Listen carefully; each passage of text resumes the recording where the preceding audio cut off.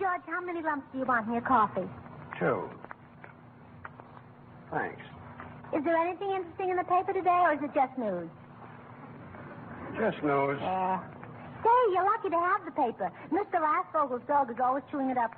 I wish that Snoopy Nato would keep his dog away from here. Yesterday morning, he bit little Orphan Annie in the funny section.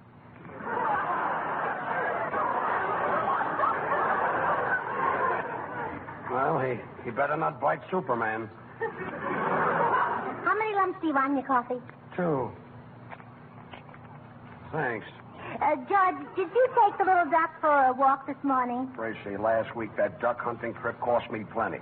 And I just as soon not have that web-footed headache around here. Oh, he's so cute. He even comes when I call him. Here, ducky, ducky, ducky.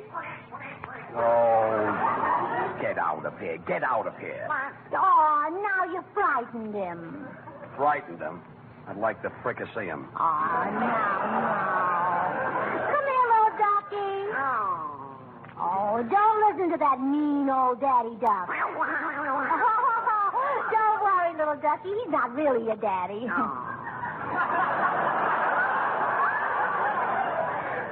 Well, that's a break for me, too. George, how many lumps? 2. Thanks. You know, little Henrietta understands every word we say. Now the duck's name is Henrietta? Yes. Yesterday his name was Herman. I didn't buy those eggs you had for breakfast.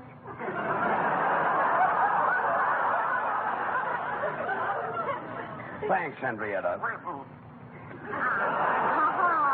Now, you see how smart she is, George. She can spell, too. Go on, Henrietta, spell cat. There you are, C-A-T, period. Nice spelling. Okay, I'll take that silly duck out for a walk again. But you haven't had your coffee yet, George. How many lumps? 2. Thanks.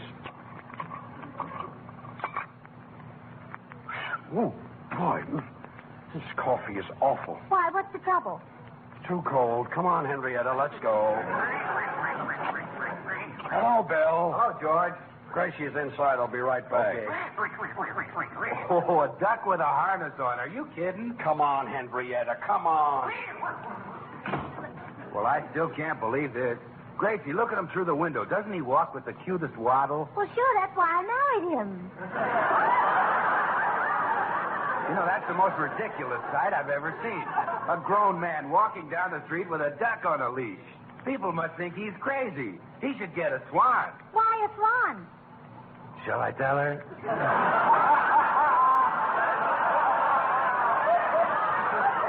Oh, Bill, I'm certainly glad you got here. I'm in a terrible mess, and I need help. Well, Gracie, what is it? I got a letter from a boy who used to be my sweetheart when I went to school, and I'm afraid to show it to George. You know how jealous he is. Oh, well, that's nothing. I'll fix it. Hey, George. Yeah, Bill. Come in here, will you? Why did I drive the duck to this fence? Now, don't worry, Gracie. Leave everything to me. All right. What is it, Bill? Say, George, you're a smart fella. Now, if Paul Whiteman's wife, say, got a letter from a boy who used to be her sweetheart when she went to school, what do you think he ought to do about it? Why, nothing. That's kid stuff. Okay, Gracie, read the letter. What? A letter? Dear Gracie, I'll be in town today, and we'll phone you before I drop in and see you. We haven't seen each other since our school days, and it might be fun. Signed, Keith Fowler. P.S. Remember that rainy afternoon?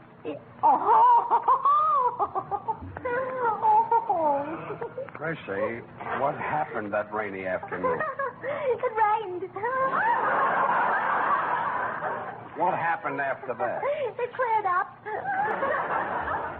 Who is this fellow? Keith Fowler? Yeah, Keith Fowler. Oh, my girlhood sweetheart. Oh, George, he was wonderful. I'll never forget the day I met him. Such old world charm, so devil-may-care, so smooth, handsome, yet intensely masculine. How old was he? 6.5. 6.5? Yes, but he had the mind of a boy of 7. Well, what am I getting excited about? Sure, and you were worried about that rainy afternoon. When Keith was 19. 19? Yes, and boy, oh, Oh, boy, was he an athlete? Oh, he was an athlete. Huh? Yeah, well, you know where you have that vaccination mark on your arm? Yeah. That's where he has muscles.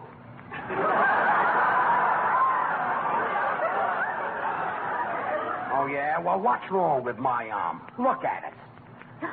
Oh, that reminds me. I better tell Hilda to make some spaghetti for dinner. Spaghetti, oh, fine. Hilda!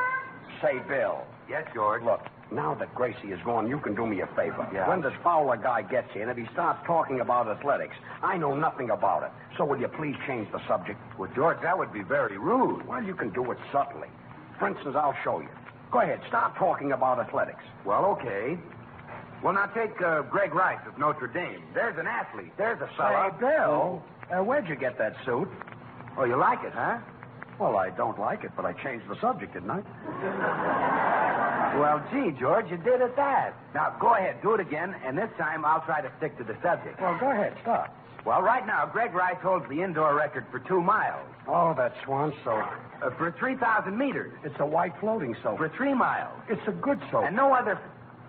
Good. Is that all you can say for Swan? Say, Bill, I did it again. Why, Swan is the first really new white floating soap since the gay 90s. See how easy it is to change the subject? Why, Swan is 8 ways better than old-style floating soap. I guess it's not so easy. Good, he says. Why, Swan lathers twice as fast, even in the hardest water. Swan gives you loads of thick, creamy suds. Now it's practically impossible. Swan costs no more than old-fashioned floating soaps, yet Swan gives you more real soap for your money. That's a nice suit you got on, Bill. Your family will like Swan for washing the dishes. And Swan is great for silk stockings and underthings. It's so gentle and sudsy, and it holds the record for 2 miles. For 2 miles? How do you like that? I switched myself off the subject. Well, I can't understand that. Hey, George, did anybody drop in, say, like, for instance, Keith Fowler? Gracie, don't mention that man's name. Oh, George, don't get upset. Keith is just a boy I went through school and high school with.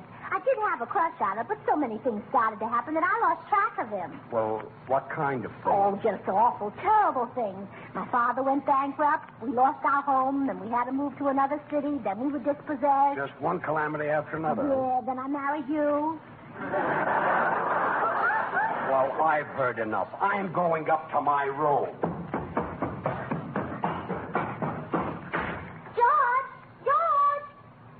Did I say anything wrong? George!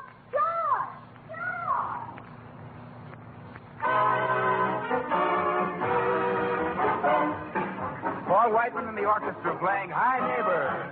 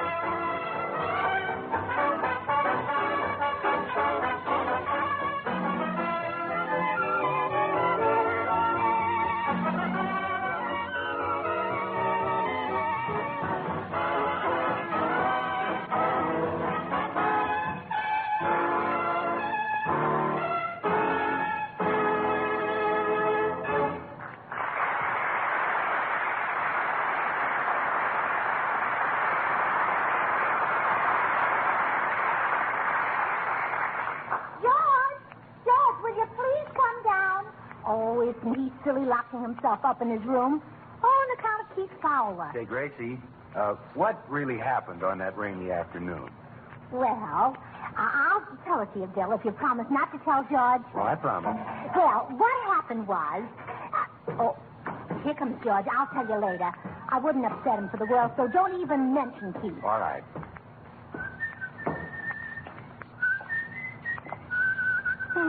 That's a pretty tune you're whistling, Keith. Yeah. Keith! I mean... Now, look here, Gracie. If you think for one moment that I give a rap about that silly love affair you had in school, you're crazy. Well, no wonder you're upset. You didn't have your coffee this morning. Hilda, bring Mr. Burns some coffee. Calling me Keith. Oh, stop pouting. Stop throwing rubbish out the window. It's not rubbish. I'm throwing some bread to the duck. You're welcome. George, you're getting excited for no reason at all.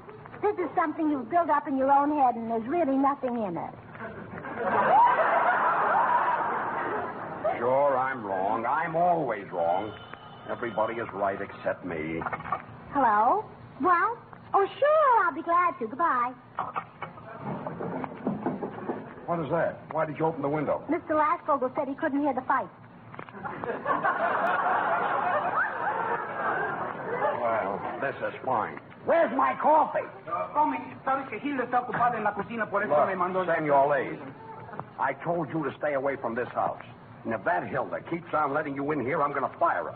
That is no way to talk about a girl who is out there right now working her fingers to the bone, washing shirts and socks and handkerchiefs. Gracie, she shouldn't do all that washing. You want me to go around dirty?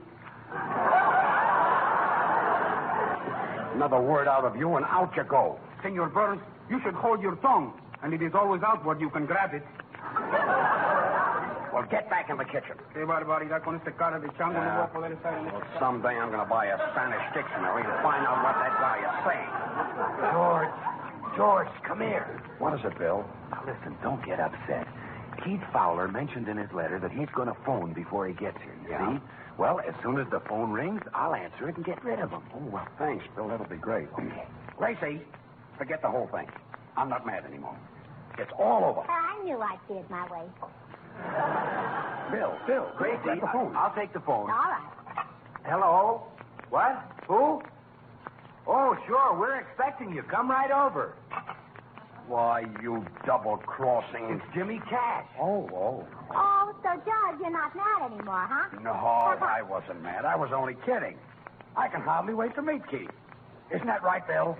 Yeah, he'll get a big kick out of George. He certainly will. George, you like Keith. He was not only the best athlete in school, he also had a beautiful singing voice. Every day when he walked me home from school, he'd sing Yippee-Ki-Yay to me. I lived 3.5 courses from school. 3.5 courses, huh? Well, it was really a little further. He used to hold the last note. Yippee-Ki-Yay. That's my favorite song, too. Oh, and George, you're really not angry about what happened that rainy afternoon? Yeah, probably nothing. Oh, of course it was nothing. Sure. Gracie, it really makes no difference if you feel like telling me, all right, but what really happened that rainy afternoon? Well, I promised Keith not to tell. But, Gracie, I'm your husband. But it isn't fair to break a promise, George. You wouldn't like it if you were my sweetheart. If I were your sweetheart, Gracie, don't ever speak to me again. Say, George, would you like some sugar for your coffee? Bill, tell her I don't want any. Gracie, George said to tell you he doesn't want any. Well, tell him he's not going to get any. George, Gracie said to tell you you're not going to get any. Well, tell her thanks. Gracie, George said to tell you thanks. Oh, tell him welcome. George, Gracie said to tell you welcome. Here comes Whiteman up the front steps. Hey, ouch, my God. What's the matter, Paul? That duck out there just bit me on the ankle. Oh, now don't be silly. A duck has no teeth. Well, I don't want to be gummed to death for no duck. Hello, Paul. Say, Bill, will you tell Mr. Burns to tell Mr. Whiteman not to say such mean things about poor little Henrietta? Sure, George. Gracie said to tell I you. heard her, Bill. And tell Mrs. Burns she can tell Mr. Whiteman herself. Okay, Gracie, George said to tell you. Yeah, I know, Bill. And, Bill, tell Mr. Burns to ask Mr. Whiteman to sit down. George, Never Gracie. mind, Bill. Never mind. Mr. Whiteman wants to sit down. He's smart enough to figure it out for himself. Hey, what's going on? Are you kids playing? Are you playing a message from Reuters? Well, we are acting like a bunch of kids. Bill, tell Gracie I'd like to kiss and make up. Hey, wait a minute. I want to get in this game, too. Bill, you tell it to me, and I can tell it to Gracie. Oh, shut up. Oh, let him play, George. Oh, Paul, George told me to tell you to tell Gracie that he'd like to kiss and make up. Gracie, George told Bill to tell me to tell you that he'd like to kiss and make up. Would you mind repeating that question? you heard him. You heard him. I told Bill to tell Paul to tell you that I'd like to kiss and make up. All right. Then you kiss Paul, and Paul, you kiss Bill, and Bill, you can kiss me. Gracie, don't ever speak to me again. What did I do now? George! Say, here comes Jimmy Cash up the walk. Gee. Hello, Jimmy. Ouch. That dust must be a wash dust. You too, huh? Oh, wait a minute. I know what we'll do. Let's have Jimmy sing a song, and that'll soothe George's nerves. Say, you know that's a great idea, Gracie. George! George, come on down. Jimmy Cash is here. He's going to sing a song. Well, maybe I was acting like a kid. Go ahead, Jimmy, sing. While I'm smoking my last cigarette, sing that cowboy song I never will forget. Yippee-ki-yay! Yippee-ki-yay! Now, what's the matter with them? Go ahead, Jimmy. The sun's almost set, and I'm smoking my last cigarette. Come on, old paint, this time we're traveling alone. Gonna meet her where the good green pastures are grown. Oh, wild twilight and purple hills fade. From a campfire comes a cowboy serenade. Yippee-ki-yay, the sun's almost set, and I'm smoking my last cigarette. Yippee-ki-yay, yippee-ki-yay,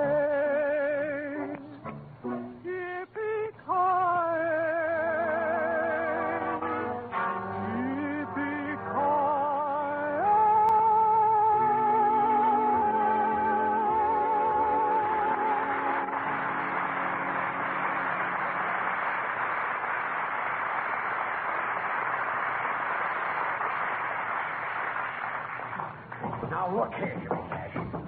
If you think that was a smart thing to do... Bye. It's a good thing he's gone. Where's Gracie? Well, she went to her room. See, I brought this whole thing on myself. She's probably in there crying her eyes out. Somebody ought to punch me in the nose. Wait a minute, fellas. It's only an expression. Gee, I didn't mean to hurt Gracie's feelings. Hey, Bill, that's probably that guy. Well, don't worry, George. Leave it to me. Well, just brush him off. Yeah. Oh, hello? You're right, George. It's the rainy afternoon. Well, brush him off. Okay, don't worry. Yes?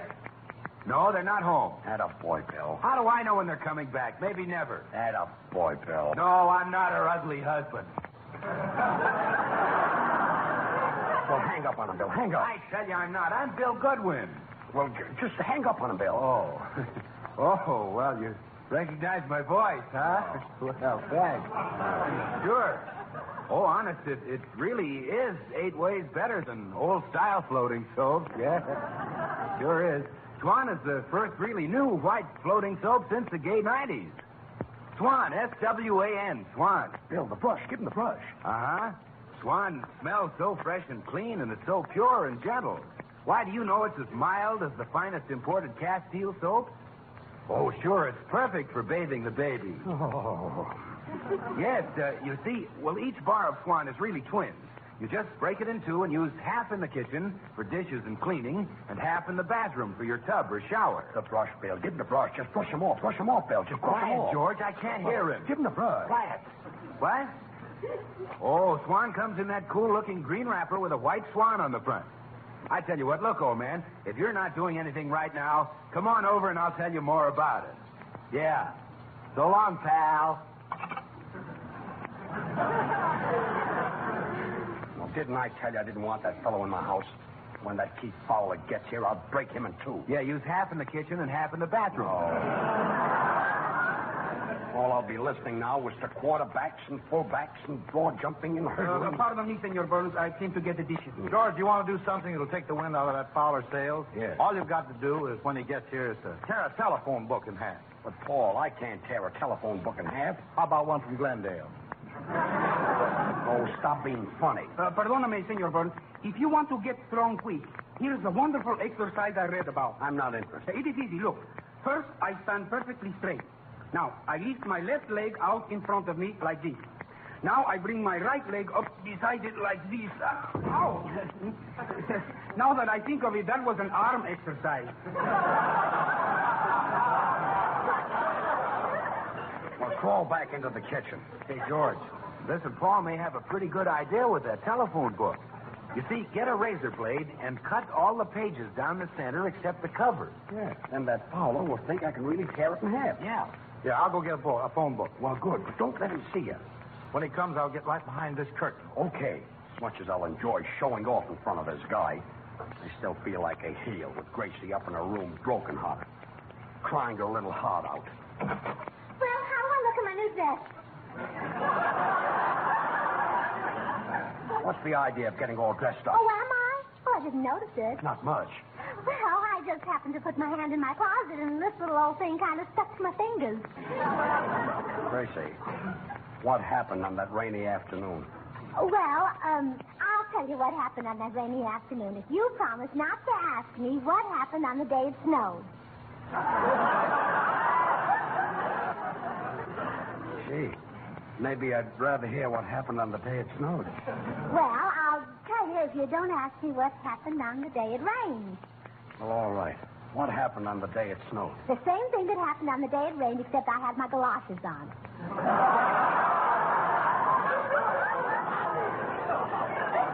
Well, this is great. How's the weather, George? Foggy, foggy, foggy, foggy. Say, here comes someone up the walk. Say, Brother, Paul. what a pair of shoulders. Really? Paul, are you finished cutting that phone book? Not yet, George. I'm only up to the Clancy's. Oh, well, hurry up. What? Keith Fowler. Well, Gracie Allen. You're a sight for sore eyes. Oh, Keith, so are you. After all these years. Well, it's certainly a pleasure to see you. This is Bill Goodwin. Oh, yes. We had a word or two on the phone. Yes, we did. And that's Mr. Whiteman behind the curtain. Hello. Oh? And this is my husband, George Burns. How do you do? How do you do? By the way, Miss Burns, what business are you in? The radio business. Well, I'm glad to know that. If any of my friends ever need their radio repaired, I'll certainly recommend you. Thanks. Well, Keith, see, you certainly brings back old times. Remember Mrs. Mumble? Will you ever forget how I used to carry your encyclopedias back and forth to school for you, and I'd sing Yippee-Ki-Yay over the top of them? Oh, yes. Remember Mrs. Mumble? Encyclopedia? Oh, I kept my lunch in them. Remember Mrs. Mumble? You kept your lunch in them? Yeah, butter under B, cheese under Ch, jelly under J, and pie under K. Remember Mrs. Mumble? Pie under K? I was crazy about custard pie. Remember Mrs. Mumble? Look, tell her about Mrs. Mumble. I don't remember Mrs. Mumble. Who was she? Why, Keith, she's the man who owned the corner drugstore's girlfriend. Oh, sure. Oh, fine. Oh, Keith, I notice you're still wearing all those medals you won. Well, not all. I've still got a drawer full at home. Oh, stop being so modest. Mr. Burns, I don't think you know anything about athletics, but I was really an amazing athlete. As a matter of fact, I broke the world record for a 100-yard dash in 9 4/5. Well, who held the record before that? I did. Of course, Mr. Fowler, you know that the record now is 9 2/5. Oh, you mean the one I ran in Omaha? Well, I don't know much about running, but would you like to see me tear a telephone book? George, not yet. I'm only up to the Smiths. Well, I'll do it a little later. Remember, Gracie, when you got that glamour girl complex and you tried to vamp all the boys? Oh, yes. And remember the day I came to school with a rose in my teeth? You look pretty silly. Well, I guess I should have taken the rose off the bush. Well, it's been a lot of fun seeing you, Gracie, but I really got to run along. Look, say, Fowler, before you go, would you like to see me tear a telephone book? Not yet, George. I'm still with the Smiths. Snipes, the Smiths. Well, forget it, Paul. Well, goodbye, Keith, and you certainly must come again. I will. Say, Fowler, look, before you go, there's just one thing I'd like to ask you. Man to man, what happened on that rainy afternoon? Gracie, remember that. I'll never forget it. Well, goodbye.